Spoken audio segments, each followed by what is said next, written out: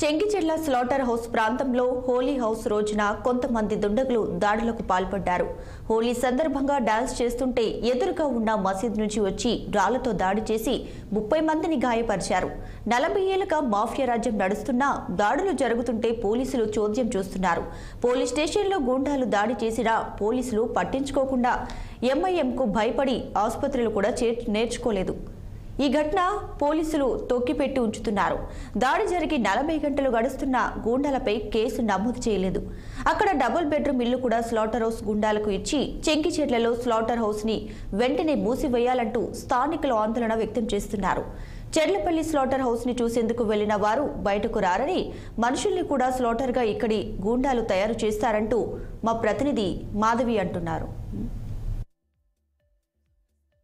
చెర్లలో ఉన్నాము. ఆ మతోన్మాదులు ఎస్టీ గిరిజన మహిళ పైన దాడి చేసిన సంఘటన ఇక్కడ నుండే చోటు చేసుకుంది. సో చూసాం కదా, ఇక్కడంతా బ్యారికేడ్స్ అలాగే సెక్యూరిటీ కూడా ఇక్కడ విధించడం జరిగింది. ఇక్కడ నుంచి దాదాపుగా 200 మీటర్స్ లోపలికి వాళ్ళ ఇల్లు ఉంది అనేసి అంటున్నారు. ఇప్పుడు మనం అక్కడికి కూడా వెళ్దాము. వెళ్ళి బాధితులకి అసలు ఏం జరిగింది అనే విషయాన్ని కూడా మనం తెలుసుకుందాము. పెద్ద ఎత్తున కూడా ఇక్కడ ఎలాంటి అవాంఛనీయ సంఘటనలు మరలా జరగకుండా కూడా పోలీస్ బెటాలియంతో కూడా ఇక్కడ అంతా సెక్యూరిటీని ఏర్పాటు చేయడం జరిగింది. దాదాపు 1 కిలోమీటర్ మేరన కూడా సెక్యూరిటీని పెట్టడం అయితే పోలీసు బందోబస్తుని అయితే పెట్టడం జరిగింది.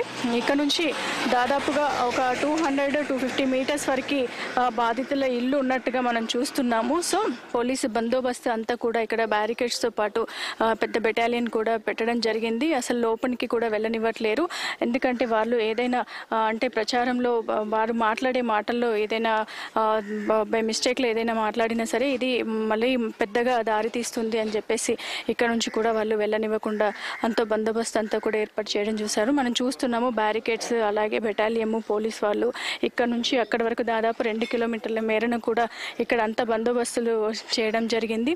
ఎవరు కూడా ఇటువైపు రాకుండా ఆంక్షలు విధించి వెహికల్స్ని కానీ బైక్స్ని కానీ ఏవి కూడా రానివ్వట్లేరు. ఇక్కడ ఇల్లు ఉన్న వారిని మాత్రమే వారి పర్మిషన్ తీసుకుని వారిని లోపలికి పంపించడం జరుగుతుంది. అంతకు మించి కూడా ఎవరిని కూడా ఇటు రానివ్వకుండా దాదాపుగా 144 సెక్షన్ ఉన్నట్టుగానే మనం చూస్తున్నాము. బట్ 144 సెక్షన్ అయితే కాదు.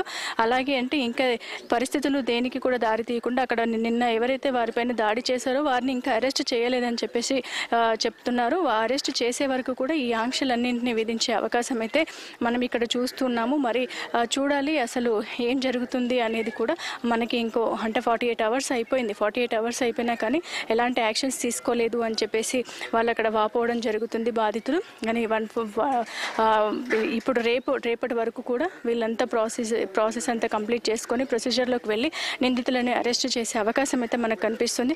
అప్పటి వరకు వాళ్ళు బాధితులు ఎవరైతే ఉన్నారో వారితో మాట్లాడడానికి కూడా పోలీసు వారు అనుమతించడం లేదు. కాబట్టి మనం ఇక్కడ నుంచే ఈ విజువల్స్ తీసుకొని వెళ్తున్నాము. మరి వేచి చూద్దాము ఏం జరుగుతుంది అనేది.